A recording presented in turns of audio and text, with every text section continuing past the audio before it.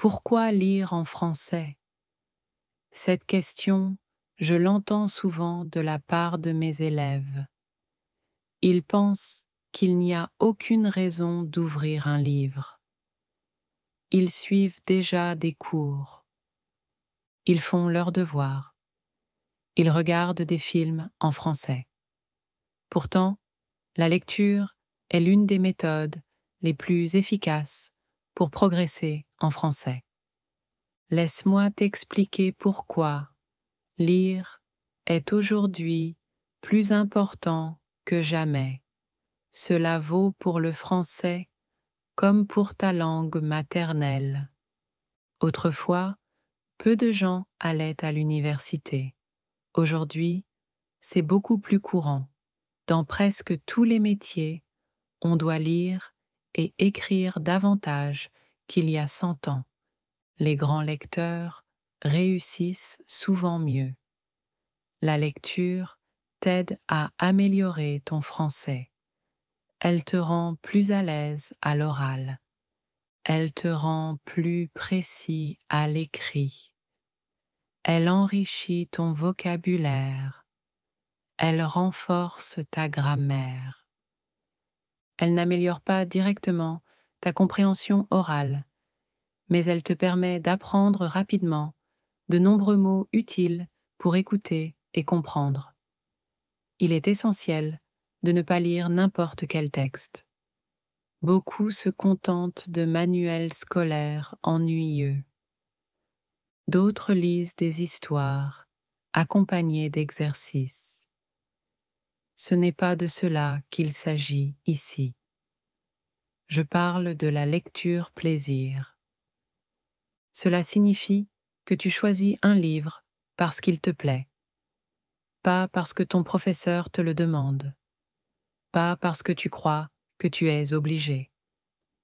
Aucun test, aucune question à la fin. Juste lire et savourer. Tu penses peut-être que cela semble trop beau pour être vrai. Voici un exemple. En 1965, aux États-Unis, une expérience a été menée. Elle concernait des jeunes ayant eu des problèmes avec la loi.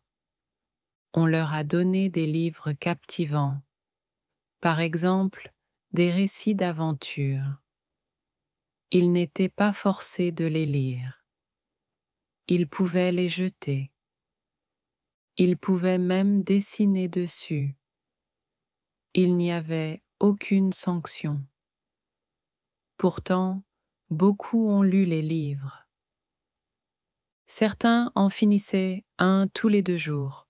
Après 2 ans, leurs compétences en lecture et en écriture s'étaient nettement améliorées. Ils appréciaient davantage l'école. Les jeunes qui n'avaient pas reçu de livres n'avaient pas progressé ou avaient régressé. Cela ne vaut pas que pour les francophones natifs. Une autre étude a examiné 3 groupes d'élèves apprenant l'anglais.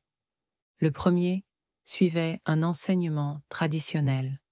Le deuxième lisait longuement et en silence chaque jour. Le troisième écoutait des textes lus par le professeur. Après 1 an, les 2 groupes de lecteurs avaient avancé de 15 mois dans leurs compétences, contre seulement 6,5 mois pour le groupe traditionnel. Cela montre que la lecture plaisir peut considérablement accélérer ton apprentissage du français. Quand tu apprends la grammaire, tu essaies de retenir des règles. En lisant, tu les absorbes naturellement. Une étude menée à Singapour a montré que les élèves qui lisaient en silence réussissaient mieux aux tests de grammaire que ceux qui suivaient uniquement des cours de grammaire. Tu crois peut-être que lire en français est trop difficile, ou que tu auras toujours besoin d'un dictionnaire. C'est pour cela qu'il faut choisir des livres adaptés à ton niveau, des textes simples et intéressants élargissent ton vocabulaire sans stress. Souvent, tu peux deviner le sens d'un mot inconnu grâce au contexte. Il n'est pas nécessaire de vérifier chaque mot. Peut-être penses-tu que les contes sont réservés aux enfants, ou que tu dois apprendre un vocabulaire technique ou professionnel. Pourtant, beaucoup de mots rencontrés dans les histoires apparaissent aussi dans des textes spécialisés.